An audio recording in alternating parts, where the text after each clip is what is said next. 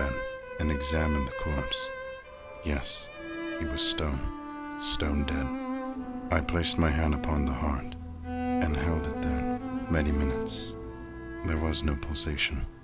He was stone dead. His eye would trouble me no more. If you still think me mad, you will think so no longer when I describe the wise precautions I took for the concealment of the body. The night waned, and I worked hastily, but in silence.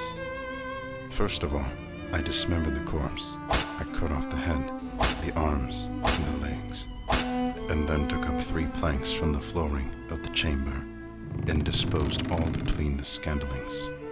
I then replaced the boards so cleverly, so cunningly, that no human eye, not even his, could have detected anything wrong. There was nothing to wash out, no stain of any kind, no blood spot whatever.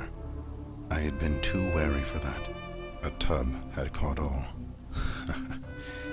When I had made an end of these labors, it was 4 o'clock, still dark as midnight. As the bells sounded the hour, there came a knocking at the street door. I went down to open it with a light heart, for what had I now to fear? There entered 3 men, who introduced themselves with perfect suavity as officers of the police. A shriek had been heard by a neighbor during the night. Suspicion of foul play had been aroused.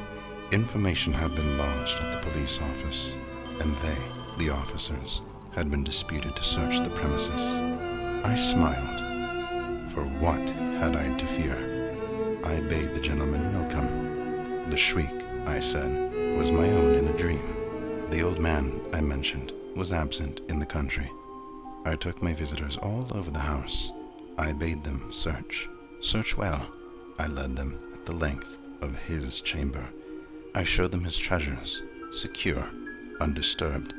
In the enthusiasm of my confidence, I brought chairs into the room, and desired them here to rest from their fatigues, while I myself, in the wild audacity of my perfect triumph, placed my own seat upon the very spot beneath which reposed the corpse of the victim. The officers were satisfied. My manner had convinced them. I was singularly at ease.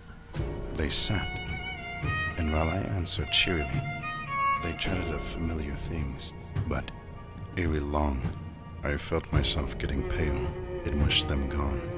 My head ached, and I fancied a ringing in my ears, but still they sat and still chatted. The ringing became more distinct. It continued and became more distinct. I talked more freely to get rid of the feeling, but it continued and gained definitiveness, until at length I found that the noise was not within my ears. No doubt I now grew very pale, but I talked more fluently and with a heightened voice, yet the sound increased, and what could I do? It was a low, dull, quick sound, much such a sound as a watch makes when enveloped in cotton. I gasped for breath, and yet the officers heard it not. I talked more quickly, but the noise steadily increased. I arose and argued about trifles, in a high key and with violent gesticulations, but the noise steadily increased. Why would they not be gone?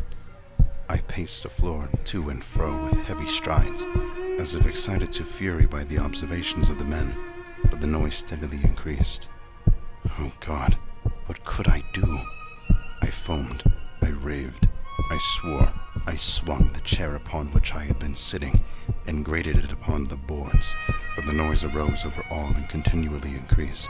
It grew louder, louder, louder, and still the men chatted pleasantly, and smiled. Was it possible they had not? Almighty God, no, they heard, they suspected, they knew. They were making a mockery of my horror. This, I thought, and this, I think, but anything was better than this agony.